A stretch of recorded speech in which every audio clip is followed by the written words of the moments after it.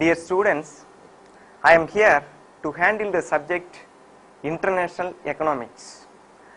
As you all know, the science of economics is concerned with the allocation of scarce resources among the competing ends and choices. Similarly, international economics is also concerned with the allocation of world scarce resources among the competing ends and choices of the countries of the world. Further, it implies the international economic interdependence among the nations on account of exchange of goods and services, international payments, receipts, commercial and trade policies, and international economic institutions. Before going into the discussion of the subject, it is pertinent to discuss what is international trade and what is inter-regional trade and what are the differences between inter-regional trade and international trade. The term international trade refers to the exchange of goods and services between two nations. As against this, the term inter-regional trade refers to the exchange of goods and services within a country. Now let me explain what are the differences between inter-regional trade and international trade. There are a few fundamental differences between inter-regional trade and international trade. We will discuss one by one. The first difference is immobility of factors. In the case of inter-regional trade, there is perfect mobility of the productive factors between two regions of a country. Whereas, when we enter into international trade, there is perfect immobility of factors between two nations. That immobility can be attributed to the trade restrictions on the movement of the productive factors, namely capital and labor, between two nations. The next difference is perfect mobility of products. In the case of inter-regional trade, there is a free mobility of products from one region to another region. Whereas in the case of international trade, the mobility of products are restricted by imposing various trade restrictions in the form of tariff, quota and other trade barriers. The next difference is the differences in currencies. All economic transactions within a country, I mean in internal trade, involve only one currency. Say for example, if transactions takes place between two persons in India, the currency is only one, that is rupee. Whereas in the case of international trade, if the transaction takes place between two individuals in two countries, there will be involvement of two currencies. For example, if the trade takes place between America and India, then the exchange of goods and services will involve two currencies, namely dollar and rupee. The next difference is the differences in factor endowment. The factor endowment differs among the countries of the world. According to the factor endowment, every nation is specializing in the production of a certain commodities and export it to other nation and import those commodities for which that nation does not have the factor endowment. Difference in economic environment. The legal and institutional framework governing production, consumption, trade policies, monetary policy, fiscal policy, such policies differ from one region to another region. This makes a great difference between two nations. So, inter-regional trade is subject to a country's legal and institutional framework, whereas when a country enters into international trade, that has to face the legal and institutional framework of various nations. The next difference is the balance of payment. All economic transactions within a country do not make any problem in the balance of payment, whereas the economic transactions between two nations may make problems in balance of payment. That is, that may bring a disequilibrium in the balance of payment. The next difference is different political groups. All economic transactions within a country belong to a same political group, but when economic transactions between two countries involve different political groups. Next, I explain the basis for international trade. In other words, we can discuss in that way that why do nations trade? There are some bases for international trade. They are unequal distribution of productive resources by nature. If you take the countries of the world, the productive resources are unequally distributed among the countries. That makes a particular country to specialize in the production of one commodity and export it to other nation. The second base is difference in cost of production. The cost of production differs among the countries of the world due to economic and other institutional factors. Then the next base is difference in the skill and efficiency of labor. The skill and efficiency of the labor differ among the nations. That tends the nations to specialize in the production of a particular commodity, and that leads to a reduction in the cost of production also. So this is also a base for international trade among the countries. We have so far seen what is international economics, what is international trade, what is inter-regional trade, what are the differences between inter-regional trade and international trade, and what are the bases for international trade. With this strong background, now we are to enter into the theories of international trade. There are few important theories, namely classical theories, neoclassical theories, and modern theory.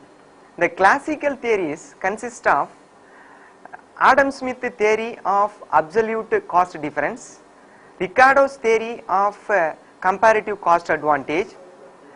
Neoclassical theory consists of Habermas theory of opportunity cost, and the modern theory, which is known as the theory of factor endowment, propounded by Hexer-Ohlin. Let us discuss one by one. Now, the theory of absolute cost difference. You all know the classical economist Adam Smith, who has also written the book on an inquiry into the nature and causes of wealth of nation, which was published in the year 1776. He has given a theory on absolute cost difference. According to him, trade takes place between two nations on the basis of the absolute cost difference. The term absolute advantage or the absolute cost difference implies the fact that the ability of a particular country to produce a particular commodity by employing less productive resources. Now I come into the theory. To illustrate the theory, Adam Smith has taken two countries which are producing two commodities, say wine and cloth. The two countries are America and England. By employing 1 unit of labor, America is able to produce 10 units of wine and 5 units of cloth. The same way, England is able to produce 5 units of wine and 10 units of cloth by employing 1 unit of labor. In this context, these two countries, before entering into the trade, produce the same two commodities, but while referring to about the absolute advantage, absolute cost advantage, America has absolute cost advantage in the production of wine, because it is able to produce 10 units of wine by employing 1 unit of labor. The same way, England has the absolute cost advantage in the production of cloth, because it is able to produce 10 units of cloth by employing 1 unit of labor than the production of wine. In this context, what Adam Smith implies is, instead of producing two commodities, it would be the interest of America to produce the commodity wine, because America has absolute advantage in the production of wine than cloth. In the same way, England may produce only the commodity cloth, because England has absolute advantage over the production of cloth. In this context, both the countries can gain from trade if they specialize in the production of a single commodity over which they have the absolute cost advantage. Then both the countries can gain from trade. Both the countries will gain 5 units from trade, because before entering into trade, America was able to produce 10 units of wine and 5 units of cloth. England is able to produce 5 units of wine and 10 units of cloth. If they specialize in the production of a single commodity, they can gain 5 units in total production of the commodities. To sum up this theory, according to Adam Smith, trade takes place between two nations on the basis of absolute advantage in the cost of production. After Adam Smith, David Ricardo, who is also a classical economist, gave his own theory of comparative cost advantage. According to David Ricardo, the trade takes place between two nations not due to the absolute cost advantage, but due to the comparative cost difference in the production of the commodities between two nations. By comparative advantage or comparative cost advantage, what he means is the ability of a country to produce a particular commodity at less labor cost. This theory is based on the labor theory of value, which implies all the value of the commodities produced in a country are equal to the value of a number of labor units employed. This is the labor theory of value. This theory is based on the labor theory of value.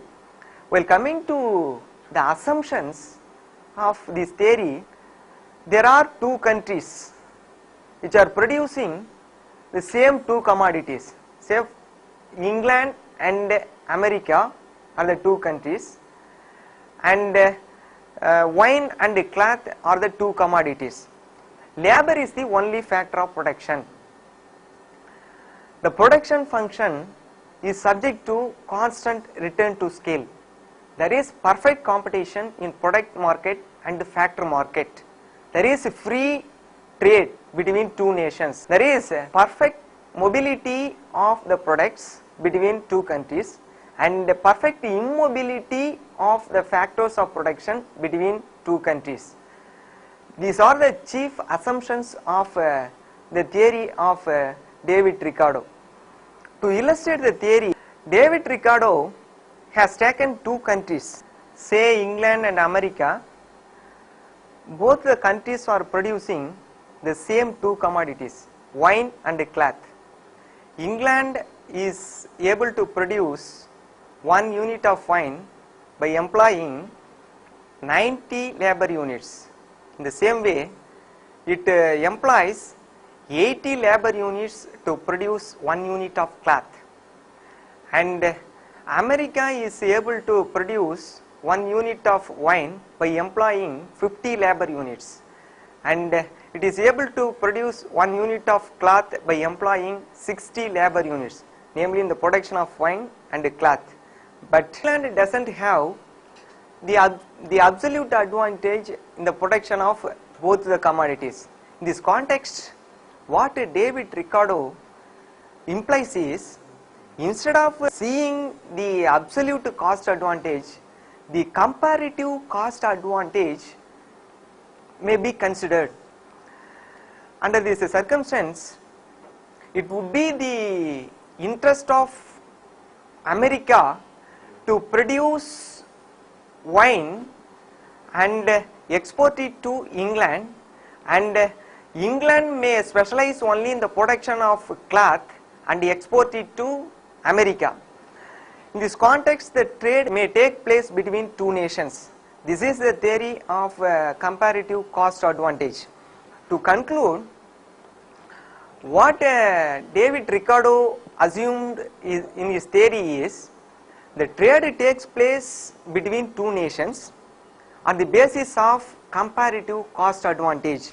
Next, I pass on to the next theory, which is Haberler's theory of opportunity cost. Haberler has criticized the classical framework on the ground that labor is not the only factor of production. In practice, in the production function of the commodities, there are various productive factors which are employed in the production process.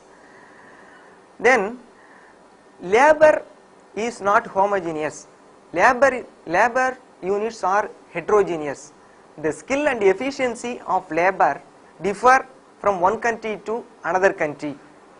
On these grounds, he has given his theory on opportunity cost. Before entering into the theory, I explain the concept of opportunity cost. What is opportunity cost? The term opportunity cost refers to what has been foregone to produce some additional units of the other commodity. Say for example, if India wants to reduce the cotton production by 2 units in order to increase the tea production by 1 unit, now the opportunity cost of 1 unit of tea production is equal to the amount of cost foregone in the production of 2 units of cotton. This is the opportunity cost.